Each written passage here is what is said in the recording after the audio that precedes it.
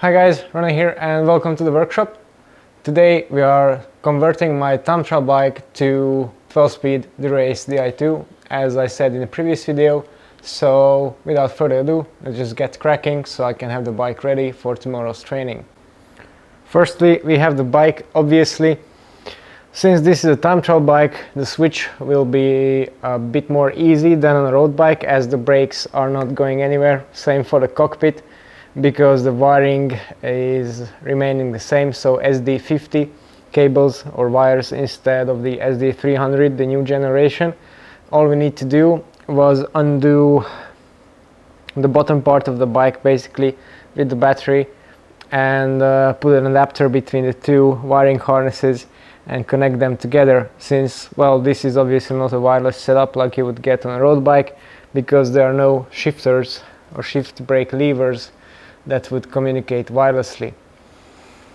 So should be a pretty straightforward build and should take around 2 to 3 hours maximum, I think, but we'll see about that and how it goes later on. The parts that we have here, I have a similar oversized pulley wheel cage from SLF like I do have with the 11 speed, so that's pretty handy. I have some different kinds of switches. These were supposed to go on the Hanzo, so I'm not going to use these or change these at the moment. Same for the junctions, I'll just leave these in the frame. This is the crucial thing. This is the adapter that will convert the cabling. So one end is the SD50, the other one is the SD300, so this is going to connect the two pieces together. Then we have some SD300 wires. I'm not exactly sure how long they will need to be, so I have a couple of different options here. Then we have the front mech, which we're not going to use yet at this point because I'm on one by at the moment, but we'll set it up just to be sure. And this is the rear mech, the most crucial part. Some more junctions, and then of course the cassette. I haven't brought the chain yet. They're in my storage area with the wax chains, so I'm going to use a 12-speed wax chain that I'm selling to customers and they're prepared already, so that will be the last thing installed. Okay, so let's get the bike on stand and get going.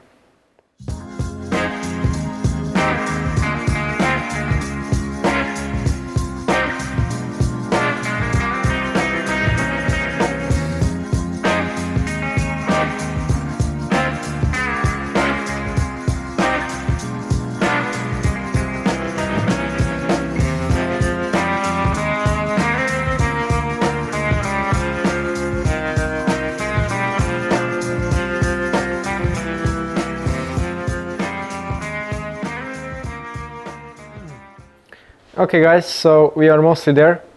As you can see, the rear mech is already installed. The cabling has been changed and it's been a pretty straightforward process actually. The P5 frame has a little trapdoor underneath the bottom bracket, so I didn't even need to remove that to access the junction box. Basically, you have one wire coming from the rear mech all the way to the battery. Then you have another one coming from the front mech to the battery, and since this is the time trial version, you also get an additional wire going down from the battery to the bottom bracket, where I've put the little adapter, and then it connects on to the existing wiring harness that's coming to the bars. Here I had to disassemble my little Frankenstein setup. I had to remove the junction box situated here because that's now a non-compatible part, so I had to remove this and one cable that attaches it to this little junction here.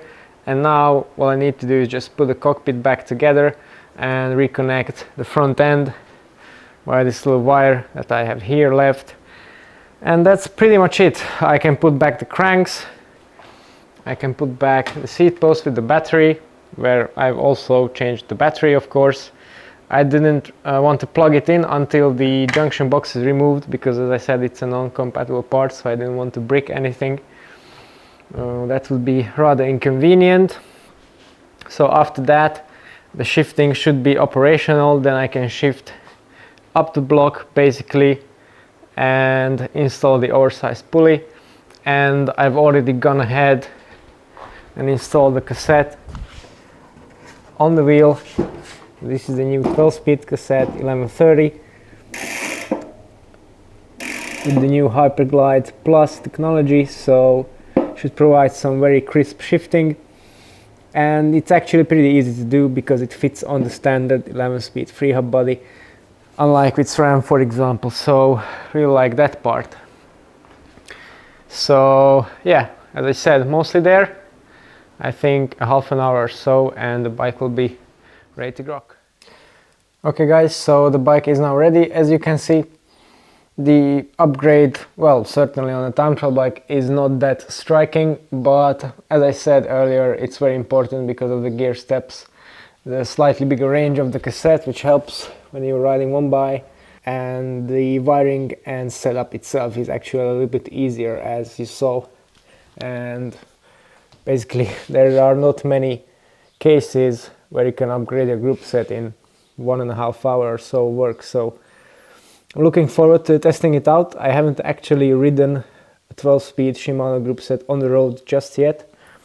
I have fitted a couple of ones already, both Ultegra and Dura Ace, on customers' bikes and road bikes already, but never ridden them myself. So this will be a first, and I'll let you know how it goes.